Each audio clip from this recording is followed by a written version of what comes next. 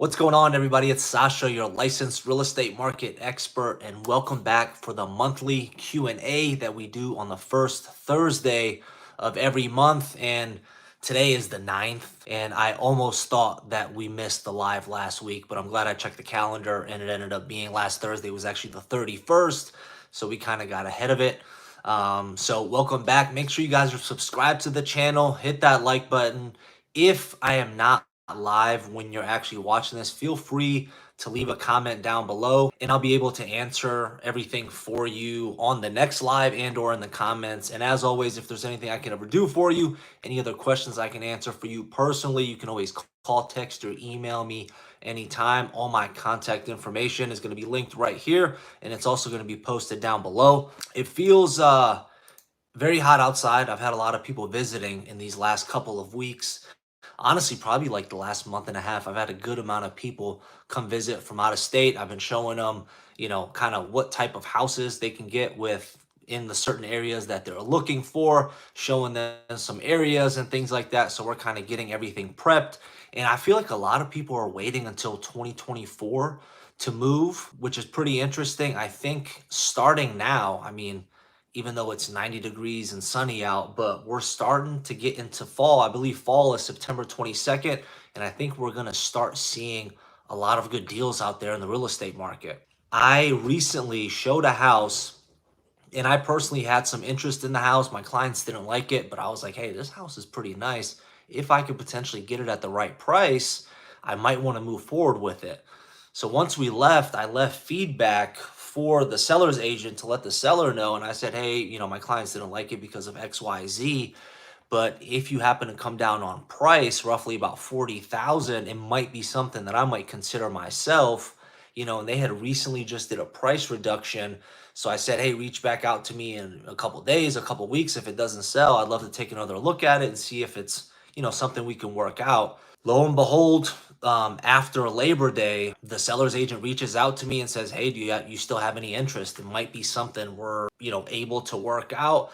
I went back to the house a second time to take a look at it. And of course it needs work, but the floor plan for some reason felt very odd to me the second time I looked at the house. And I was just going through kind of having to knock down walls, having to do certain stuff to make it make sense. And I was like, I really can't. But essentially what I'm trying to say is the moral of the story out there, people are motivated. We still have a lot of houses selling rather quickly, but for the most part, some of these houses that you guys are seeing that are sitting on the market for a couple weeks and things like that, I mean, people want to sell. I'm seeing a lot of motivated people out there, and it's the interest rates kind of putting a pause on a lot of the stuff, but there's so many different trains of thought. And some people are getting super aggressive right now with buying because there's so many less buyers right now because the rates are, at essentially an all-time high that we haven't seen in a very long time. So they're taking advantage of it as far as, getting it on price, getting closing costs paid for and things like that. But again, that doesn't mean, depending on the position you're in, you should or shouldn't buy or whatever the case is. Everybody's completely different. And I had made that video, titled House Poor, and it's a real thing. A lot of first-time home buyers that I've talked to and things like that, they're just kind of very eager, essentially to buy a home, but they're not really necessarily, in my opinion, ready to. It's amazing that you have a good amount of money saved up, but after buying a house and things like that, if you essentially leave yourself with only a couple $1,000 or something like that, that's not necessarily a smart decision. Save up as much as you can, pay down as much debt, credit card. I know student loans are starting back up, so it's going to be very interesting to see what's going to happen with that. I don't have any college loans, so I don't know particularly, how it's going to go, what it's going to look like, but I think it's going to take other first-time home buyers out of the market.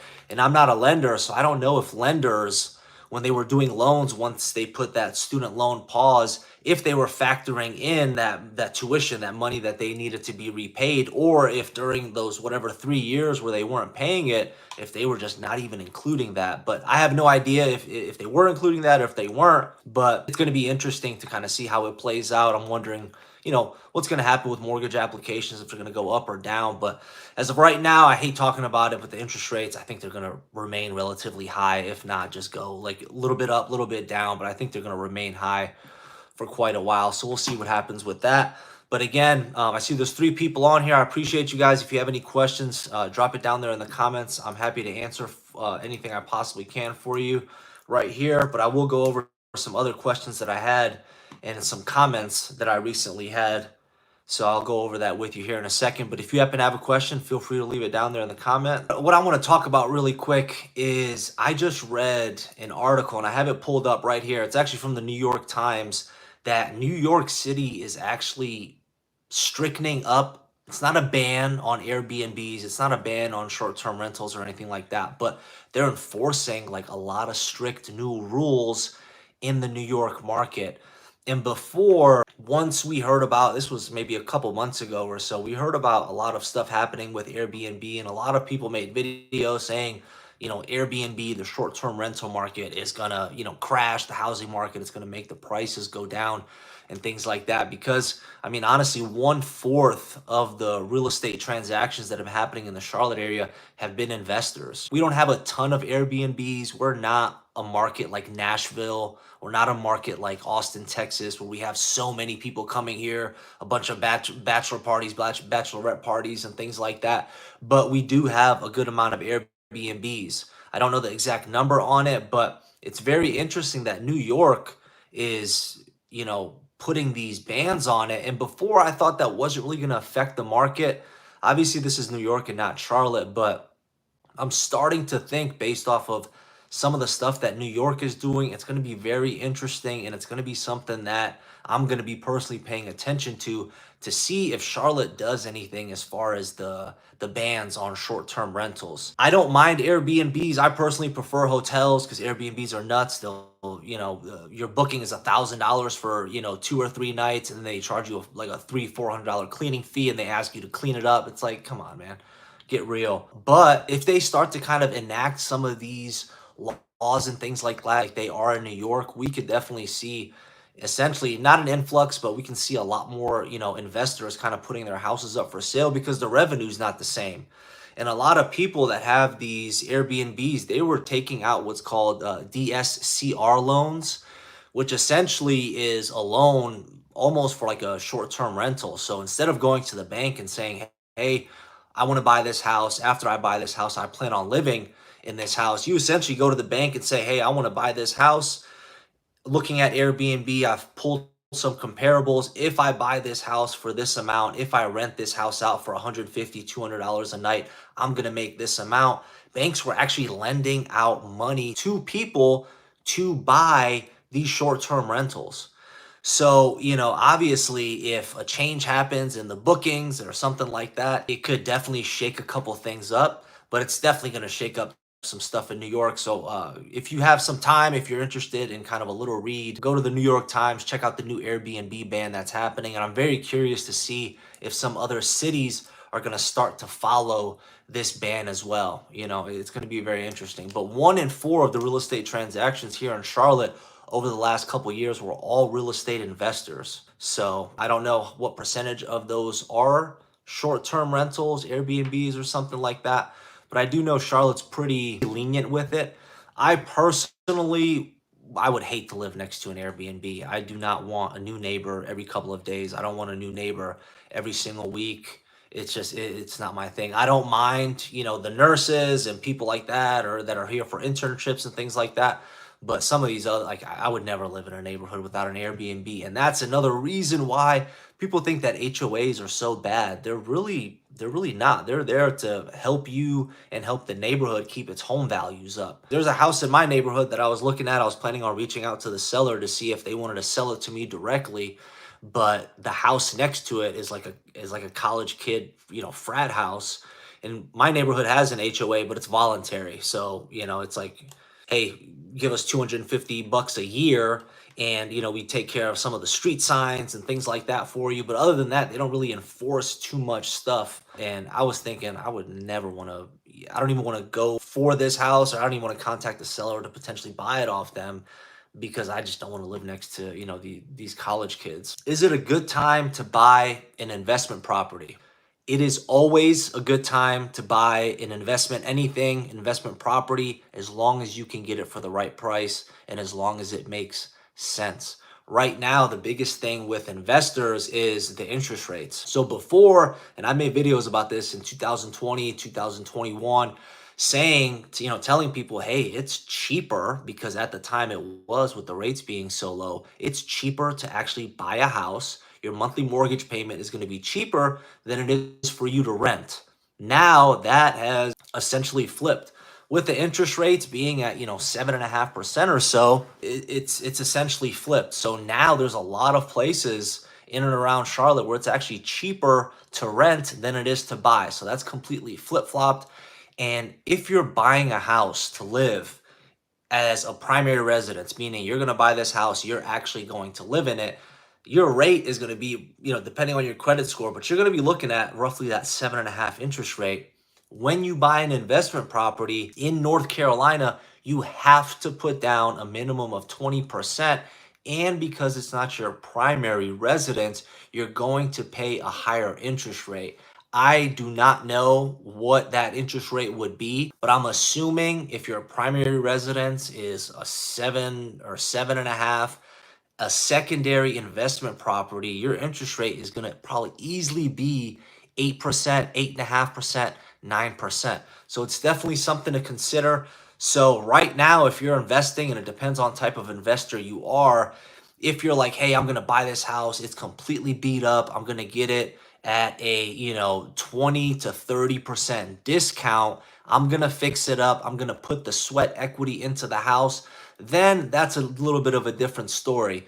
But there's a lot of passive investors wanting to buy what's called turnkey properties, which means, hey, this house is ready to go. Might need a little bit of paint, might need a little bit of carpet, but that house is priced at fair market value, at where the rest of the stuff is selling. And those properties, it's a little hard. So if you're looking to invest, if you're looking to put a little bit of sweat equity into the home, I think it's a good idea. If you're somebody sitting on hundreds and hundreds of thousands of dollars of cash and things like that, and you're looking to pay for a house cash, obviously the interest rates don't affect you as much as it affects others. Or if you want a place to park some money, it's a good idea. But at the end of the day, it matters about the purchase price most, because you're looking at that higher rate. RJ Spain, what's up, my friend? Sasha, have you seen many HOA change rules to limit rental properties in the subdivision? My sister is trying to do so. RJ, I have.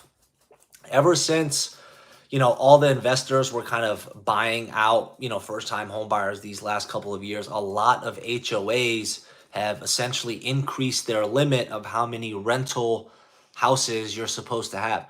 I live in a townhouse and ours didn't change. Our cap, I believe, is 15 or 20%. So only 15 to 20% of the townhouses in my community can be rentals, and they did not change anything.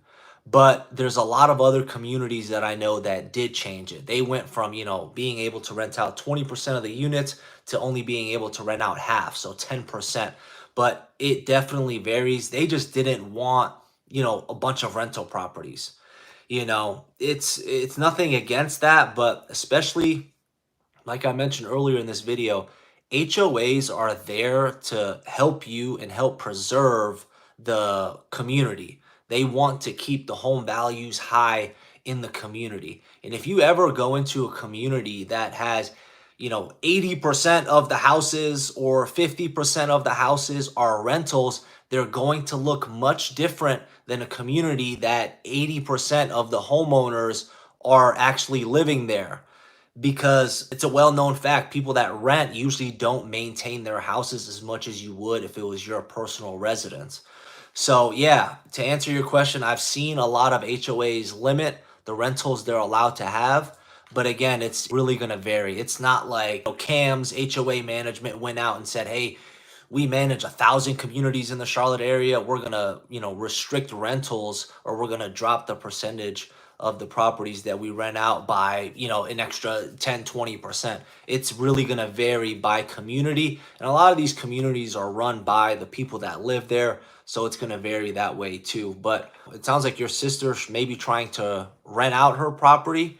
I'm sure she can get, talk to the HOA, maybe get put on a wait list. That's what a lot of them are doing. But obviously, you don't want the house to be vacant for a couple months while you're waiting for the HOA to reach out to you and let you know that you can actually rent it out or not. So that's something she'd have to, reach out to them directly for. But that's a great question, man. I appreciate you reaching out to me too about that house, with the land and everything like that. I value that you value my opinion enough to reach out to me. And for those of you that are watching right now, don't know, RJ Spain, he's an appraiser in the North Carolina area. So anybody else, if you have any questions, feel free to let me know. I had another real estate agent on one of my videos comment, I have buyers with cold feet, buyers who have lost their jobs, and sellers who want too much for their property. I don't think sellers understand the interest rate increase and what that means for all parties involved. I think the market is going to continue to be stagnant over the next couple of months. Oddly enough, the luxury market hasn't been affected. Buyers over 1 million are still out there and paying cash in Charlotte. It's all over the board. You know what I mean? It's completely all over the board. Every single person has kind of a different situation as far as that stuff goes. But it's interesting that, that you had said the 1 million plus is flying off. I'm seeing a lot of price decreases in that $800,000 plus, 1 million plus. I'm seeing a lot of price decreases happening and very motivated price decreases.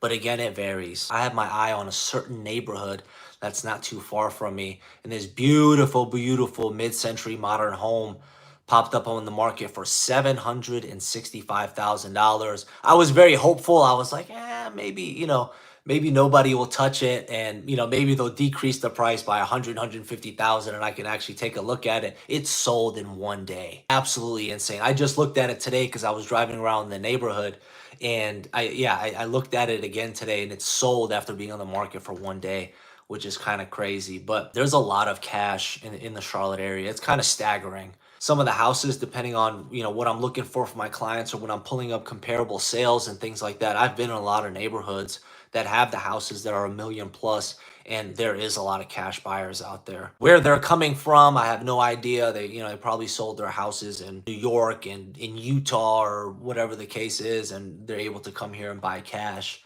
just because of the price differences and things like that. There's no such thing as a stupid question, so feel free to ask me anything, please. I'm here to help you in any way I can, guys. I usually do these lives because I know there's a lot of people that, don't want to reach out to me because, hey, it's too early for me to reach out to you. I'm not looking to buy a home right now. I'm looking to do something in 6 months, in a year, or 2 years, or 3 years. But guys, that's why I'm here doing these lives, to answer any questions for you. So if you have anything for me, fire away. Like I said, I'll do the best I can to answer everything the best I can for you. Raj said, is buying an individual home in Farmington, Harrisburg a good option? So this is a new community that's being built. I'll be honest with you, I haven't been to Harrisburg in a couple months, and I didn't even know they started building this community over there. I believe it's Taylor Morrison and Tri Point Homes. But yeah, Harrisburg I like as an area. It's a much smaller area than some of the other suburbs we've had, but it's exploded in the last 10 years. A lot of families that I talk to and things like that, one of the main reasons they want to go there is for the schools. Anytime you have good schools in an area, it's just good for, maintaining that, home value, maintaining that home equity. Because if somebody's spending 5, 6, 7, $800,000 on a home, they want the schools to be good. And that is the case. Right now, someone asked me this question. I think it was a statement. They said, hey, I'm looking at the price point of like 300 or 350,000 for a home, and everything I'm looking at, it has horrible schools in that price point. Not everywhere, but from what I'm seeing right now, I mean, you have to be like 400,000 plus, like the high 300s plus, to start to see the good schools, within the areas and things like that. So that's definitely something you should consider. It's not impossible to find some decent schools under that price point, but a majority of what I'm personally seeing, you need to be at like 400,000 and up to start seeing those, better schools, the 7, 8s, 9s, 10s and things like that. Give me the best mortgage 3070 commented on my Waxhaw video. Waxhaw is a fantastic area. I moved to the area back in 2005. It has grown a lot, but the downtown has kept its small town feel. There's a new downtown park going in the downtown Waxhaw area. Yeah, Waxhaw is really nice. I really like it as far as an area goes, but it's different. I've had clients from Chicago. I've had clients from all over that are more used to things being a little bit more on top of each other. And I've taken them to Waxhaw, and some people love it. And then some people are like, hey, this is like very rural. This is like very country to me, and things like that. But I like it. I think it's a great area. And especially if you moved here back in 2005, I can't imagine. I moved to Charlotte in 2013, and the changes I've seen from 2013 up until now have been crazy, have been drastic. So I can't even imagine, what Charlotte, what Waxhaw, what all these other suburbs, were looking like and feeling like back in 2005. We got 7 people on here, guys. Feel free to any question you have at all. I'm here to help you in any way I can. My plan is to stay on here for an hour, but if we don't have an hour, but if you don't have questions enough to fill up an hour, then we'll end this thing early. The Airbnb things are going to be very interesting to see how things play out. Polaris Abe or Polaris AB. I'm researching the Charlotte area as a possible move. Not looking to buy right away. Looking for suburban county/cities outside of Mecklenburg. What do you recommend? Union, Cabarrus, York, South Carolina. You've obviously done your research. You've mentioned some pretty good ones. Depending on what you're looking for, depending on price point. Union County, I like. You have Indian Trail, you have Stallings, you have Waxhaw, Marvin, Weddington, Wesley Chapel. There's parts of Monroe that I like more than others, but you're definitely on the right track. Cabarrus, yes, I like Cabarrus. I like the Concord area. Good bang for your buck. They have some decent schools in the area too. There was one school, the last couple that I helped, they wanted to get into Moss Creek School, I believe it was, and all of the neighborhoods that we looked at were really nice. York, South Carolina, more property, more house for the money in South Carolina. Fort Mill, Rock Hill, Tega Cay, Indian Land, they all seem to be kind of the major driving factors for people, for families, people that are looking for good schools, looking for a little bit of a bigger house, maybe a little bit of a newer house for the money. So yeah, I'm all in on that. You can also look at Iredell County, which is going to be up there towards, the Mooresville area. You can also take a look at Huntersville. It's in Mecklenburg, but, I think it's something you might like. But there's a lot. Look at Denver as well. There's a good amount of other places that are right outside, depending on what you're looking for in a home, though. Pujit, what's your thoughts on property value/growth west of South Tryon Street? I'm assuming you're talking about west of South Tryon Street in Uptown, but everything in and around the Uptown area has been booming. No HOAs. We're seeing a lot of short-term rentals in those areas.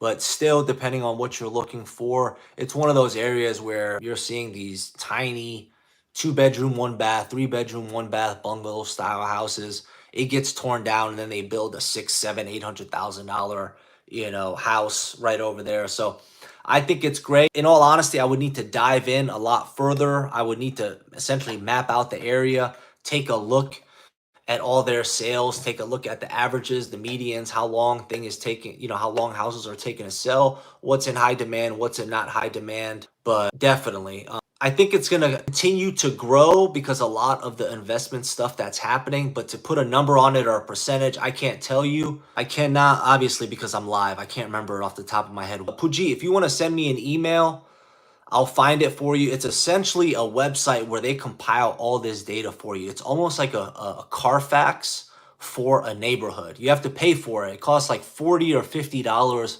for the report. But essentially what they do is they take a look at the area. They take a look at all of the stats and they essentially give you like a projected home value, what's going to happen in the neighborhood in 5 years, 10 years, 15 years, based off of all of, the recent activity and based off of the percentage, the amount that it's been growing. I can't remember it off the top of my head, but send me an email and I'll look through my text messages and ask my client, what that website was or what that system was. So if you're talking about west of South End, you're talking about near the airport. A lot of activity going on over there. Right when you get off of 277 heading towards the airport, you can see all the new nice apartment buildings that they're building. It's going to take a little while though. Once you get out of that little section, they have the gun range over there. Then across the street, they have all those nice new apartments.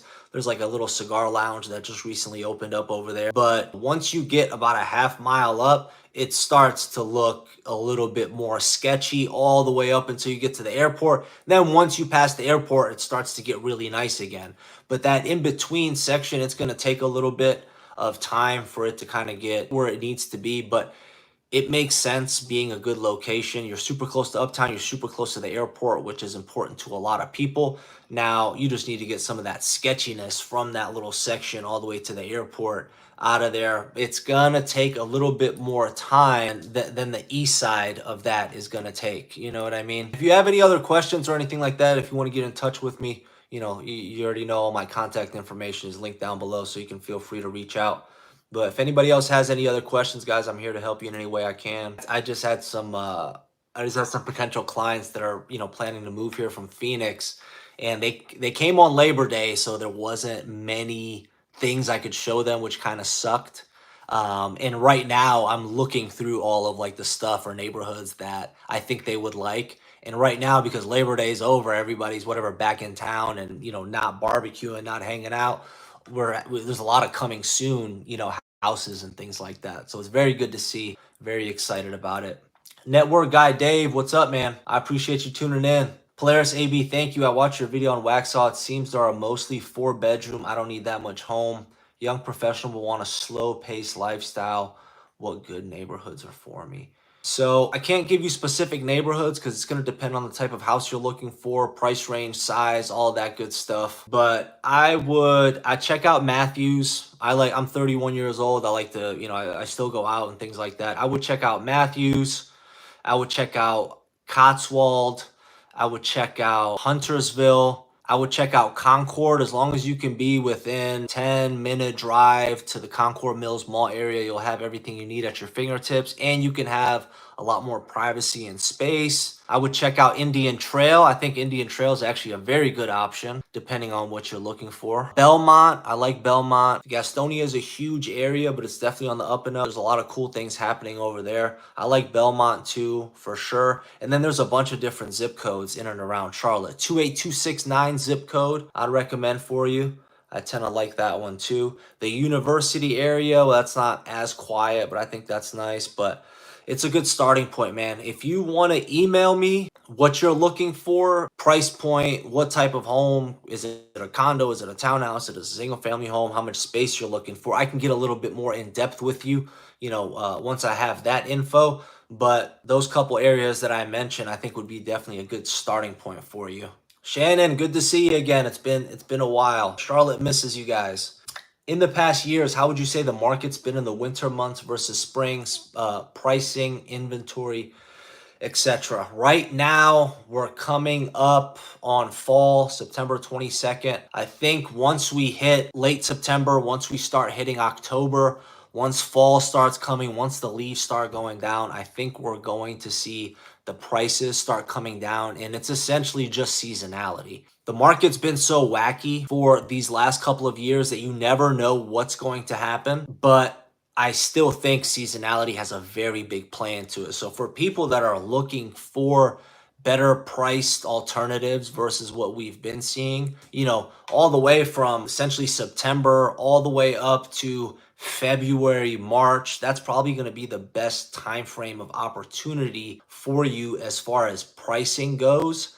However, on the backside of that, that's also the time when we have the least amount of inventory. So you can get better pricing, but you have a little bit less to choose from. So it just depends. But it's funny you say that because I just went into the MLS not too long ago because I was curious myself. I just wanted to go back and kind of check and see if there was kind of a drastic price difference. So I looked at all the houses that sold in the last 180 to 360 days plus. So not in the last 180 days, but from 180 to 360. And some of the prices were, they were great. There was some people getting houses $30,000, $40,000 off the listed price. And then some of the homes that I actually looked at, they were just priced really well straight out of the gate. It's very good even in like November, December. If you see somebody like listing a house a week or two like before Thanksgiving, or even like almost like any time in the month of December, like with the holidays and stuff rolling around, I think it's like a need. Like, hey, we're selling at this time where we know like everybody's traveling and things like that. I think that's like kind of saying like, hey, we're ready to sell.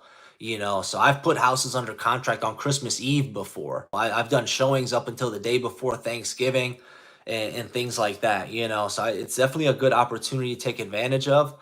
And a lot of sellers understand too that if somebody is looking within that kind of time frame, they're serious buyers. Everybody expects a lot of buyers to be out there during the spring and summertime because the weather's starting to get super nice again. Kids are out of school. People want to get in a house so they can go on vacation or enjoy the rest of their summer and things like that. So it's interesting, but time frame, in all honesty, once right now, end of September all the way up until February, like very early March, right before spring, it's all kind of good opportunities. Yeah, but again, it's a trade-off. The pricing is 100% going to be better because it's just seasonality, but inventory is also going to be a little bit lower, so you have a little bit less to choose from.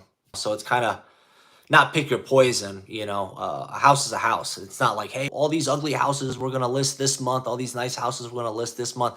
It doesn't work like that. Things pop up whenever. So I'm excited about it because I hopefully plan to take advantage of this. The high interest rate is scaring certain people away, but there's also a lot of buyers out there taking advantage of it, and telling people, telling the sellers, hey, you have this house listed at 600,000. Their interest rate is my interest rate is 7.5. For this house, I'm gonna have to pay $4,000 a month for. I need a price cut.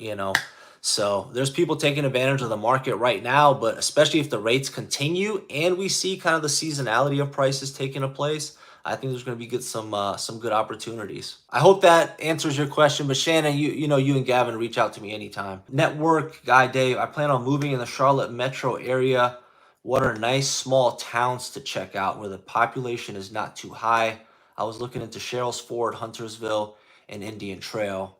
Network guy Dave, it sounds like you like to network, so I'm interested. You don't want to go to a place where the population's high. But Cheryl's Ford, I'll be honest with you, I don't know much about. I do know that it's over there on the lake. So they have some pretty cool Airbnbs out there and things like that. But yeah, Huntersville, Indian Trail. I take a look at Belmont. I take a look at some neighborhoods in Concord. 28269 zip code, Matthews area. I live in the 28270 zip code, and it's relatively, quiet, but there's a good amount of people here. And you can also take a look a little bit further in Union County if you wanted to, but it's all going to depend on what you're looking for. Polaris AB, I appreciate it, Sasha. You're very welcome, my friend. If you have any other questions, I'm still on here, but if you have any other questions, just let me know or reach out to me directly. I had mentioned in the beginning of the live, I just took some clients to look at a home not too long ago. This was a couple weeks ago. And once we got done, I reached out to the seller's agent and I left feedback and I said, hey, they're not interested because of, X, Y, and Z. But if you guys were to potentially lower the price by about 40,000 or so, I might be interested in it for myself. It's not something that they completely jumped on or anything like that. But I said, hey, listen, I'm here. I'd consider it. I can't guarantee you anything, but if you guys got the price roughly 40,000 lower, I might be open to it. So reach out to me in the next couple of days, couple weeks, or whatever happens if you guys get an offer or don't. They ended up reaching back out to me and they said, hey, are you still interested in the house? That offer that you had mentioned, the verbal offer, it's something we might end up entertaining. So my wife, Sarah, and I, we went to go look at it twice because we were strongly considering it. But the second time we went to go look at it, I was just like, the layout, I would need to do too much, essentially structural work as far as knocking down walls and things like that. And I was like, it just doesn't make sense, even though they were giving me $40,000 off the listed price. So even right now, guys, for some people that think there's not like deals to be had or something like that out there, there definitely is. It just depends on the situation. Shannon, we miss it too. Good to know. Thanks so much. Trying to narrow down on timeline. LOL. Yeah, narrow down the timeline. That's the most important thing, is the timeline, because that's when we can, kind of really ramp things up and things like that. But what I'm most happy about is you guys spent some time here and saw some great areas, and any one of the areas that, we had ended up looking at and that you potentially looked at. I think a lot of them are going to be good options for you. Network guy Dave, thanks for the information. I'm looking for a single family, 4 bedroom, 3 bath with a basement. I'll be a first time home buyer, so I'm going to take advantage of that. So, Dave, North Carolina is not notoriously known, but a lot of houses don't have basements. Majority of the time, oh, actually, I mean, 99% of the time, when you have a basement in North Carolina, the house is going to be sitting on a sloped lot. That doesn't mean that the yard essentially is going to be sloped, but just know that it's going to be on a sloped lot. And depending on where you're from, it's not really like a basement like people would think. You have full size windows, full size doors. It's not like, the Northeast where you got that little tiny window crack at the top that looks like a prison cell. So that's something you're gonna want to consider.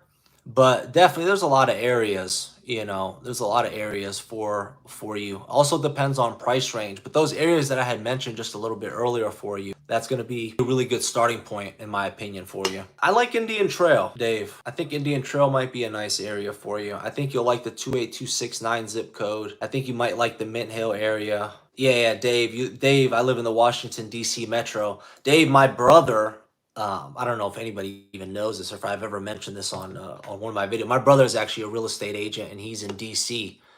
He personally lives in the Petworth area, but I know, yeah, DC, you guys got the row homes and things like that, and almost like every row home has a basement. Very different than North Carolina. Very different.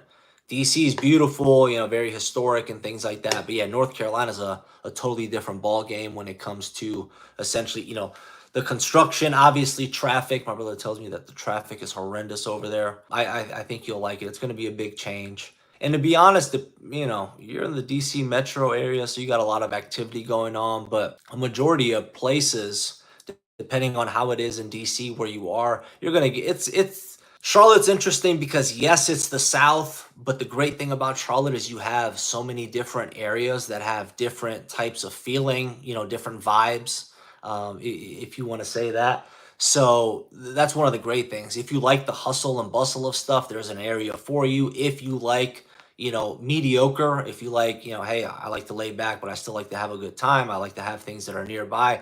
We have that. And you can go out all the way out in the country. You can still be, a 30-minute drive to Center City, Charlotte. Polaris AB, what is the chatter among real estate professionals about where they think housing interest rates are going in 6 months to a year? I know it's hard to predict, but any sense of where it might be headed? From my conversations, with lenders, from people in the banking industry that know the most about these interest rates, they're going to stay relatively high for a little while. Most likely until like Q3 or 4 of next year. Potentially, I mean, next year is an election year, which always plays a big factor into all of like the world economics and things like that.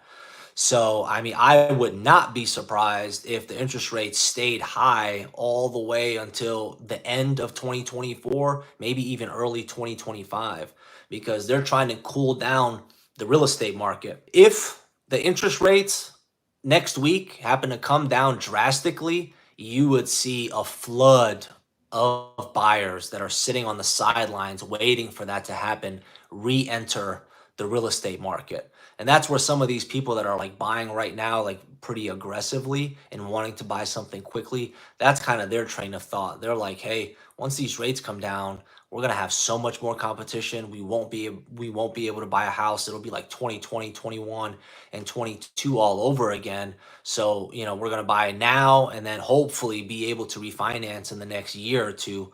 But it very much varies. I honestly think they're going to stay pretty high until like quarter 3 or 4 of next year. But again, there's nothing that we can predict, unfortunately. The HMI guy, what's the reason for lack of basements in North Carolina? So because, we're located in North Carolina and essentially like North Carolina is located on the coast, it's essentially because of hurricanes. Same reason Florida doesn't have basements because of hurricanes.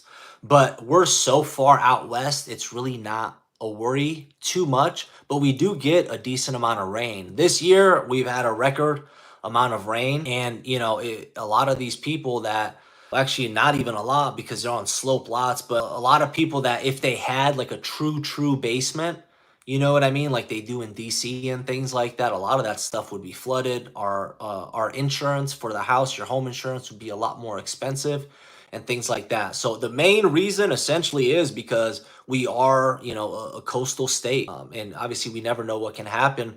But when insurance companies look at North Carolina, something that pops up is hurricanes, but luckily for Charlotte, luckily for like places like Raleigh, even though they're like, they're closer to the coast than we are, we're still so far inland that, hurricanes really don't affect us. We get the rain, we get a decent amount of, wind and things like that. But if a category 5 hits the coast, by the time it comes to the Charlotte area or way over here west, it's like a whatever category 1 or 2, and it's just normal rain or wind. But essentially flooding is going to be, kind of the biggest reasons why we don't have basements in North Carolina. I'm not going to go too crazy with it, but our soil, we have red clay. Essentially, this type of soil, when water hits, it bounces off and it slides to the lowest center of gravity. So depending on where your house is located, for example, if you're on a lot like this and your house is right here in the middle between my hands are, and if we have rain for like 5 days straight and you had a basement, it would almost 100% flood. So, that's another thing. I'm familiar with the Petworth area, DC, Prince George County, and Northern Virginia. Traffic is the worst. This area is overpopulated. I was definitely looking into Indian Trail area. In regards to Indian Trail, Huntersville, can you name three pros and three cons of each? A very good question. So yeah, I mean, my DC, when I map it out from Charlotte, it's only supposed to be like a 5.5 to 6 hour drive, but because of traffic, it always takes like 7 hours, depending on where you're going to and at the right time and things like that. In regards to Indian Trail and Huntersville, can you name three pros and three cons of each? Let's start with Indian Trail. Pro number 1, location. It's just located above Matthews. You're right there on 74, so you can take 74 straight up to Center City, Uptown. Pro number 2 is going to be the real estate prices. You get more house for your money in Indian Trail. You're also located in Union County. The taxes are slightly lower than you would be if you were in Mecklenburg. Not something crazy, but they are slightly lower. And pro number 3 is going to be the growth. There's a ton of things happening over there. There's a ton of shopping being built. They just built a new hospital over there, bringing a lot more people there. So real estate is going to follow. And I mean, another thing that I can mention, the light rail is many years away. It's probably like 10 or 15 years away. But Indian Trail was actually going to be the last stop on the light rail, heading up. They were planning for it to go all the way from Belmont, all the way through Uptown Charlotte, all the way up to Indian Trail. And it's always a good sign when you have kind of a light rail traveling system, just because there's potential future equity in there. Because once they announced that light rail, there's a lot of places in and around Charlotte that blew up based off of the proposed light rail because it was within close vicinity and things like that. Now, three cons of Indian Trail. Depends on who you are. It's a little bit slower pace. For me, I like to have a little bit more action. So for me, that's slightly a little bit of a con. As far as restaurants, there's a lot of commercial restaurants in the Indian Trail area. I like kind of like mom and pop shop. I like little delis and little things like that. Indian Trail has that, just not as much as I personally would like. I think that's a con too. And then con number 3, I can't think of con number 3, man. I'll be honest with you. Huntersville, pro number 1, I like the location. Very close to Lake Norman, located right on 77. I like the real estate over in that area. Pro number 2, I like the diversity of people in the area. A lot of young professionals, a lot of older people as well. It's a very good mix of people. Pro number 3, I like the real estate in the Huntersville area. I like the style of homes that they have, and there's a good amount of neighborhoods that I like where you can get a lot of nice amenities and pretty nice lot sizes, and I like the fact that you can get a decent, nice house for your money as opposed to some other areas in or around Charlotte. Con number 1 of Huntersville, I'm gonna say, is the traffic. It gets pretty backed up right there over there on Gilead Road. Nonstop kind of construction, over there in that area. Con number two, they need easier highway access. They need more on ramps and off ramps in the area. And just to stick with my theme of not having a third con, I won't have a third con for Huntersville. But again, that's all off the spot. If you give me a couple minutes and I can actually brainstorm and write stuff down, I'll be able to tell you a little bit more. Good point, Sasha. Also, is it cheaper to build up? To build up, a builder told me. Yeah, so very good question. Because of the prices, because of everything that's been happening, there's been a lot of sellers that need more space, that need to sell, and they just don't want to sell because they have nothing to buy after the fact because of, the low inventory. Essentially, they don't want to sell their home and then have nowhere to go after. So I've seen a lot of people just build additional square footage. They're building up. They're building up another, a bedroom, another in-law suite above the garage. They're building a garage with a guest room above. They're extending the house. They're making bigger square footage. So I've seen a lot of that. I don't know if it's cheaper or not, man, to be honest with you. I can get you in touch with some of my general contractors if you want to talk to them about pricing and things like that. It's not something that I've personally did or gone through, or have gotten quoted for anybody that I've worked with. Usually if someone asks for, general contractor recommendation, I get them in touch, but that's their business on, pricing and things like that. Now you guys are coming in with the questions. I like it. Anything else you guys have for me, feel free to let me know. I appreciate that information. I'll make sure to get in contact with you. I do IT work, network engineering, but transitioning over to cybersecurity. Good for you, man. And I appreciate you, man. I'm here for you. Happy to help you in any way I can. Yeah, the tech space in the Charlotte area has been doing very well lately. I've been reading about a lot of IT companies and things like that moving to the Charlotte area. There's a couple big companies. There was one from Chicago, and they're opening up a commercial office space here in Uptown. They're moving their headquarters from Chicago to Charlotte, and we're just seeing a lot of it. It was on like CNBC or Business Insider or something like that, but they voted North Carolina, I want to say it was the number one state for businesses. Like they give like the most amount of benefits and things like that for businesses to come. Or I might be talking out of my ass and it was, they were in the top 5 or 10. Here we go. CNBC has named North Carolina as America's top state for business in 2023 for a second year in a row. So, it's no, and this is big. Like, this is big. Sometimes it's hard to even kind of comprehend. I have friends that are still in Cleveland, Ohio, and they, when they think of North Carolina, they just think of like, horses on buggies, like we don't even have paved roads or something like that. And then when they come down here to visit me, I show them around and they're like, man, this is nice. You know what I mean? So the fact that little old North Carolina, southern town, the southeast is kind of doing this stuff, and it was named America's top state for business 2 years in a row now, it says a lot. And this is just another one of those things to attest to kind of the resilience of I'm not going to say just Charlotte, kind of the resilience of all of North Carolina and why her real estate prices have been, staying essentially very strong. There's still a lot of demand. There's still a lot of people moving here to the area, with all this stuff happening. So it's exciting. It really is.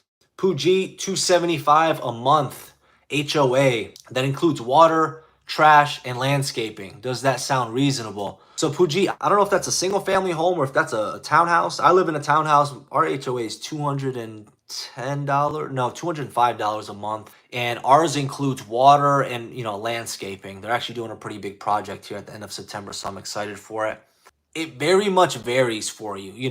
Water, you can probably, depending on how much water, usage you do, but on average, for like a 2-bedroom or something like that, 2 or 3-bedroom, you might be spending around $100 to $125 a month on water. So you subtract that for the HOA, let's just call it 100, you got $175 left.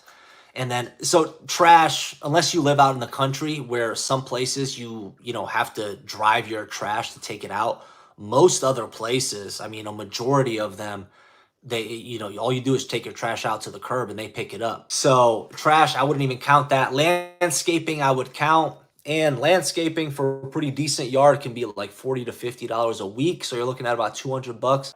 I think it's reasonable, but what you want to do is take a look at the CCNRs, the covenants, codes, and restrictions for this place that you're looking at and see everything that the HOA actually covers. One big thing that you didn't mention in this, you said water, trash, and landscaping. Ask the HOA, is there a master plan insurance policy? Because if there's a master plan insurance policy, when you buy the property, when your insurance calls you, that's a question that they're going to ask you. And if the HOA has a master insurance policy, that could save you 25, 50 bucks, maybe even more every single month, because not only do you have home insurance, but your HOA has a master policy which protects you even further. So something to consider. Network guy Dave, can I get your thoughts on Fort Mill, Rock Hill? I'm looking into Ballantyne too. I stayed at the Hilton Hotel on Ray Road. It was a nice and clean area. Fort Mill, Rock Hill, I like. Good house for your money. Usually tend to be newer homes. You're going to be in HOAs. A lot of the communities, they have pools and good amenities, which I like. So yes, I do like those areas. South Carolina, for whatever reason, just feels more rural than North Carolina, for whatever reason. But there is areas where it doesn't feel like that at all. So it really depends on kind of where you are. But all in all, I like Fort Mill. I like Rock Hill. I like Tega Cay. I like Indian Land. I like those areas. Definitely something I think you should consider taking a look at, because if you look at a $500,000 house in Fort Mill and Rock Hill versus a $500,000 house in certain places of Charlotte, you'll see the difference in how much square footage you'll get, even the age of the house and things like that. So definitely take a look at it. Ballantyne I like too. It's starting to get very pricey, just so you guys, I don't need to tell you that, you probably already know. But yeah, Ballantyne's a great area. Where you were off of Ray Road, any of those areas are really cool. They're nice. Houses are going to tend to be a little bit quote unquote older. When I say older, they're not old. They're 70s, 80s, 90s, which is not old to me at all. But they're going to be, older in kind of that sense over in that area. But I like it. Very well established area. Definitely something to consider. Polaris AB, are there areas to avoid buying a home or rental in terms of safety, crime, traffic, etc.? Any good resource on that information? I hope I'm not putting you on the spot. So, man, there is definitely areas to avoid. I'll be honest with you, man. I really don't. The people that I work with, they're just not looking for, those type of areas and things like that. The biggest thing I can tell you and the best thing I can tell you, because if you go on one of those crime stats websites or something like that, you can type in Ballantyne, which is a super nice area. And if you type in the crime stats in Ballantyne, you're gonna see crime, because I mean it's everywhere. But it's not something you're likely to experience or anything like that. The best thing as far as areas goes, crime, safety, you got to get in the car. You got to drive the neighborhoods. That's the biggest thing. Are the houses maintained? Drive by at nighttime. Check, are the houses maintained? Do any houses have any boarded up windows? Do any houses have broken windows? Are there 10 cars outside on the driveway? Is there a car sitting on the front lawn? That's the best way, is to physically go to the neighborhood that you're thinking about buying in. Or if you're seeing some houses that, oh, that's a nice price, this house is only $200,000, go to that house, go to that neighborhood, drive, walk around, talk to the neighbors. That's the best I can tell you, man. Like I said, in all honesty, I really don't work in any. I cannot feel comfortable helping someone in their real estate needs. I just don't feel comfortable helping them if I don't think that they're going to get that future appreciation, if I don't think that they're going to be happy in the future. I can't force anybody to do anything, but if somebody says, hey, Sasha, I want to buy this house that's right on top of these, railroad tracks, there's gangs that hang out there, I'm not going to condone that. Hey, man, your future appreciation is probably going to suck in this area. So I'm just very upfront and honest. And, I personally don't feel comfortable, because the people I work with, I tend to, hey, if I personally wouldn't want to live there for X, Y, Z, I'm going to tell you why. You know what I mean? And my biggest thing is just taking care of the people that I work with. That's why I don't work in, those kind of certain areas. I have other people that I can refer you to and things like that. And I'm open to give you my honest opinion about some certain areas. What I personally think, at the end of the day, you can do what I've had investors contact me as far as wanting to buy like these very inexpensive houses and things like that. I personally, that's just not it's not my niche. It's not my niche. I have certain areas that I like to work in more than others because I believe in certain areas more than I do in others. Sorry for the long response, but all right, guys, we've been on here just over an hour now. I appreciate all you guys watching. If you haven't already done so, hit the subscribe button, hit the like button. I'm going to re-upload this live this upcoming Tuesday, and then we should have the market report coming out very soon. Actually, the market report might be out this coming Tuesday before this live does. But make sure you guys are subscribed. If there's anything I can ever do for you personally, call, text, or email me anytime. All my contact information is down below. Appreciate you guys watching as always, and I'll catch you on the next one. Take care. Bye.